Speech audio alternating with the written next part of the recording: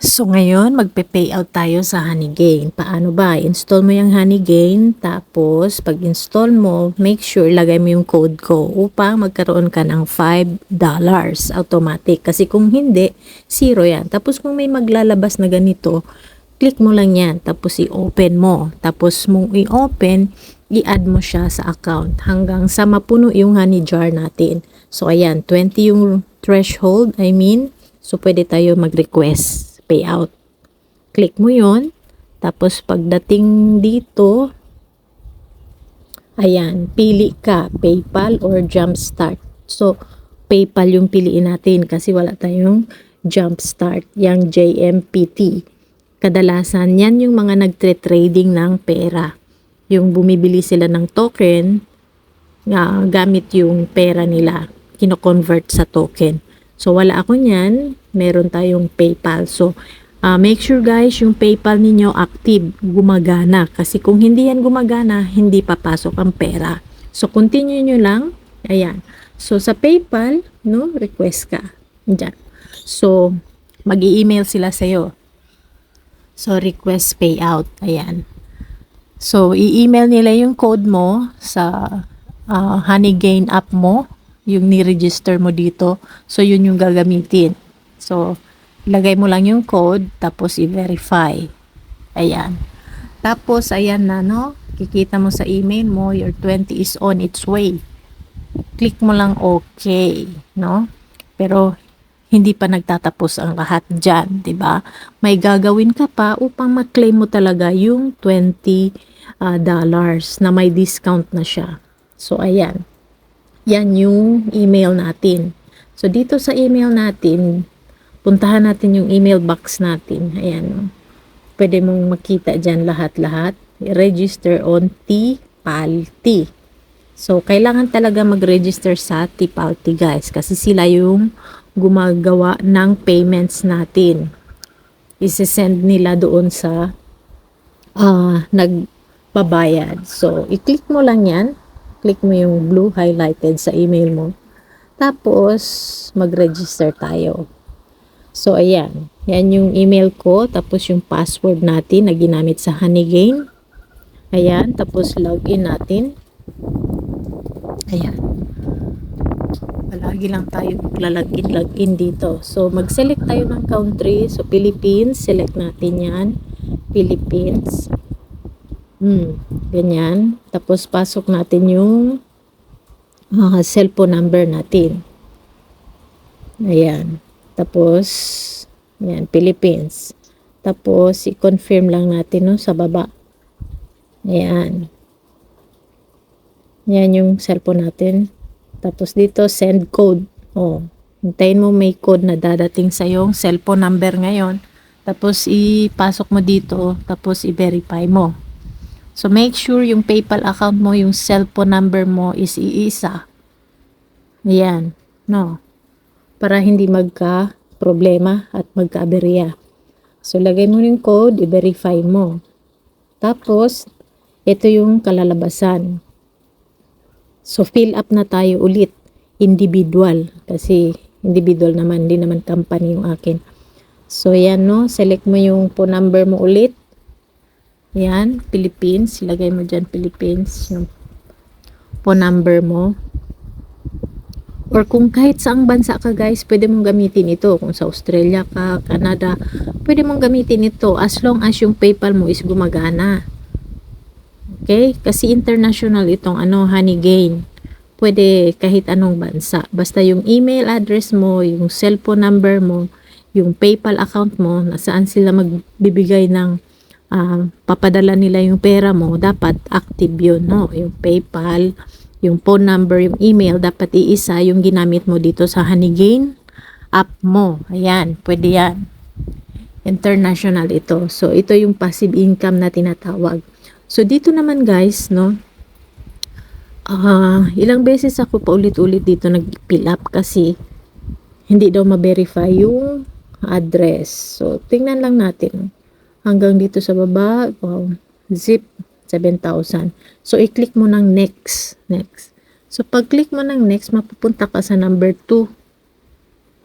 Ayan. punta ka sa number 2 pag i-click mo next. Tapos dyan sa number 2, sinasabing address not verified. Pero wag kang maniwala dyan guys, kasi ilang beses ko na binak, inedit-edit ko yung mga address ko dyan, no? Ayaw talaga. So, anong ginawa ko guys? Napagod na ako, ganyan. Mag-edit-edit. So, dito sa baba, yung yellow, yan na yung, ito na yung confirm and continue. Kasi yan naman talaga yung address ko.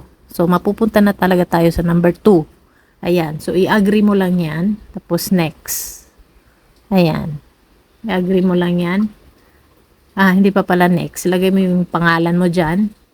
No? Kasi nainis na ako dito. So, kita mo yan, PayPal, PHP, yan yung currency natin. Yan yung sinasabi ko guys. Pwede siya kahit saan kasi may mga option yung PayPal. No? Yung PayPal International. So, tayo sa Pilipinas, yan yung currency na piliin natin kasi yan yung PayPal account natin. Kung PayPal account mo is Australia or USA, ilagay mo yung currency is US dollars nila or saan country yung PayPal mo.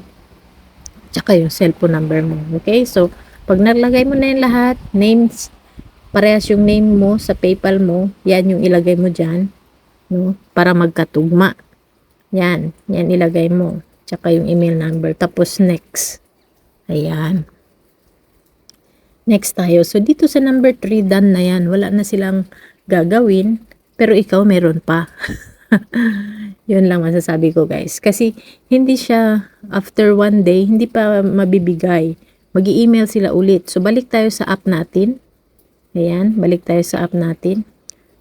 Puntahan natin yung transaction history. Tapos dito sa left side payout, yan. Click mo yan. Tapos processing pa. Makikita mo yan, processing. So, i-click mo lang yan. Tapos hanggang sa baba, makikita mo yung money sent.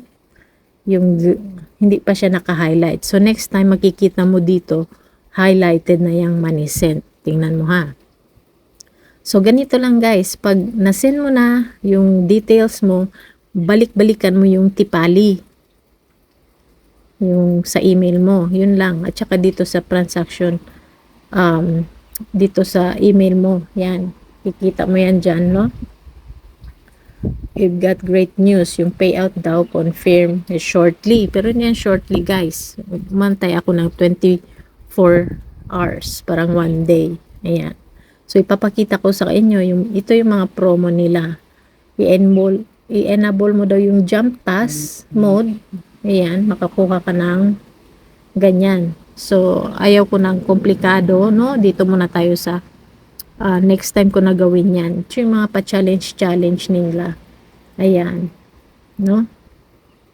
Fill out survey. Mga ganun-ganon.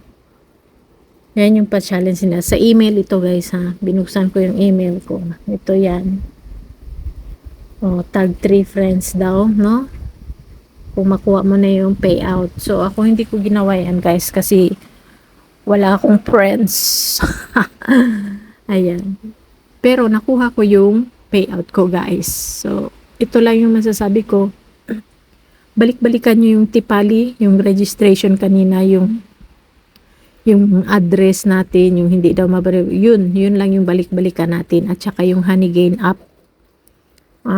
Continue ka mag Honeygain app. Continue mo yun i-open. Ayan. Dito tayo, no? So, ayan. Mag-send sila ng sa Swarmbyte. Yan yung mag-send ng pera sa'yo sa PayPal mo. Galing sa Honeygain via Tipali. So, marami silang ano tawag nun? Company, no? From Honeygain, Tipali, tapos Swarmbyte yung magbibigay ng payout. So, ayan. Hindi natin makita yung payout talaga, yung money sa PayPal kasi hindi siya ma-record. Inopen ko yung app ko para makita yung 950, no?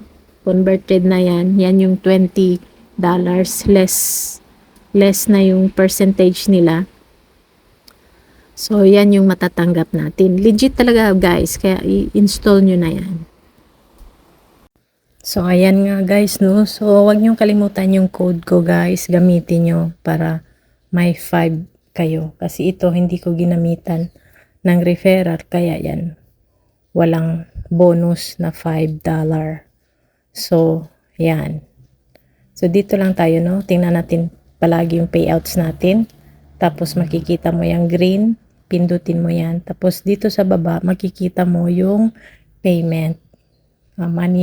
Money sent. So, yung email natin, makikita natin doon na nagsisend sila na successful na yung payment. So, makikita mo dito ngayon, yung PayPal ko, may laman na. Pero, baya, kasi nakablock siya, no? Ayaw ma-open.